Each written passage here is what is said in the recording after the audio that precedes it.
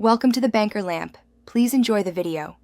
You begin by confirming the backup is present and that you control the linked account. Open WhatsApp settings, tap Chat's Chat Backup to see the last backup date and account. Once done, make sure your phone number in WhatsApp matches the backed up account, otherwise Restore will fail. If you see no cloud backup, check for local backups on Android in the WhatsApp folder.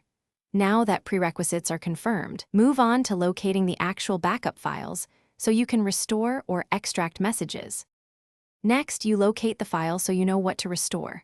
On Android, check Google Drive under Manage Apps for WhatsApp backups or browse the phone's internal storage to WhatsApp/databases for files like MSG Store. DB, Crypt12, these are local copies. On iPhone, check iCloud backups because messages use iCloud Drive. Confirm the backup size and date.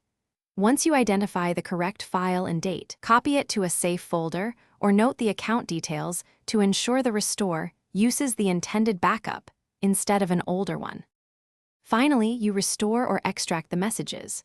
For a standard restore, reinstall WhatsApp, verify the same phone number, and accept the restore prompt to pull from Google Drive or iCloud. For local Android restores, place the desired MSG Store file in WhatsApp/databases and then reinstall. If you need raw access, copy the local backup and the WhatsApp key from /data/data to decrypt on a computer. This requires developer access. If something goes wrong, make sure the backup account matches and free up storage. These two issues cause most failure.